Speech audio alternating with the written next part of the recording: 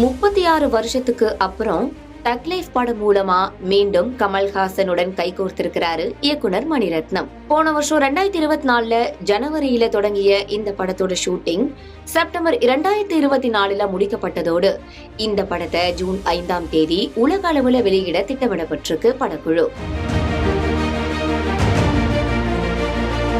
இந்த படத்துல கமல்ஹாசனோட சிலம்பரசன், த்ரிஷா, ஐஸ்வர்யா லட்சுமி, ஜோஜு ஜார்ஜ், அபிராமி, நாசர் என பல பட்டாளங்கள் இந்த படத்துல முக்கிய ரோல்கள்ல நடிச்சிருக்காங்க. இந்த தக் லைஃப் படத்துக்கு நம்ம பெரிய பாய் ஏஆர் ரகுமான் இசையமைச்சதோடு ரவி கே சந்திரன் ஒளிப்பதிவாளராகவும் மணிரத்னத்தின் ஆஸ்தான எடிட்டரான ஸ்ரீகர் பிரசாத் இந்த தக் லைஃப் படத்துக்கு எடிட்டிங் செஞ்சிருக்காரு. இந்த சம்பவம் எல்லாம் ஒரு பக்கம் இருக்க, இதை விட செம்மையா ஒரு சம்பவம் பண்ணிருக்காரு நம்ம பெரிய பாய் ஏஆர் ரகுமான்.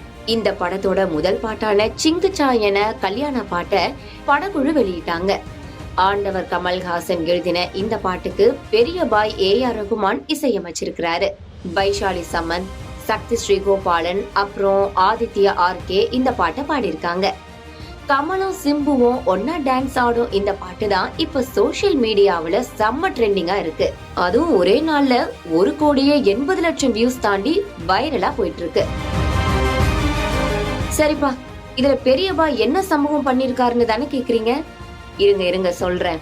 பெரிய பாய் ஏஆர் ரகுமான் இசையில வெளிவரக்கூடிய பாட்டு எல்லாமே முதல் முறையா கேட்கும் போது அவ்வளவா பிடிக்காது. அந்த பாட்டை கேட்க தான் பிடிக்கும். ஆனா இந்த முறை அப்படி இல்ல. பாட்டை கேட்ட முதல் முறையே அவ்வளவு சூப்பரா செம்மையா இருக்குன்னு பலரும் சொல்றாங்க. பல வருஷத்துக்கு அப்புறமா இனிமே இந்த சிங்குச்சா பாட்டு தான் ஒவ்வொரு கல்யாண வீட்டுல கேட்க போகுதுன்னு சொல்றாங்க நம்ம சினிமா வெறியர்கள். 32 வருஷமாகியும் கரையை கடக்காத இசை புயல் ஏஆர் ரகுமான் அது ஏன் மணிரத்னத்துக்கு மட்டும் இப்படி வைப் பண்ற மாதிரி கல்யாண பாட்டா கொடுக்கறாரு?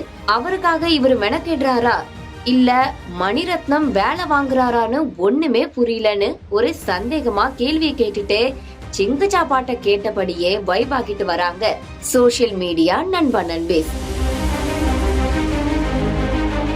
ரகுமானிடமிருந்து ஒளிச்சு வைக்கப்பட்டிருந்த இசை புதையல் கிடைச்சு விட்டதாகவும், ரொம்ப நாளைக்கு அப்புறமா காதுல கேக்குற மாதிரி நல்ல இசையோட நல்லா புரியுற மாதிரி அழகான தமிழ் வார்த்தைகளுடன் இன்றைய ட்ரெண்டுக்கு ஏத்த மாதிரி ஆண்டவர் சிறப்பா பாட்டு வரிகள்லாம் எழுதி கேட்கவே சந்தோஷமா இருக்கு. இந்த சிங்குச்சா பாட்டுன்னு என்ஜாய் பண்ணுது நம்ம தமிழ் சமூகம். இந்த பாட்டுல சம்பவம் பண்ணின பெரிய பாய் ரகுமான மாதிரி இந்த பாட்டுல சிம்புவோட டான்ஸ் ரொம்ப நாளைக்கு அப்புறமா ரசிகர்களுக்கு ஒரு குதூகலத்தை கொடுத்திருக்கு.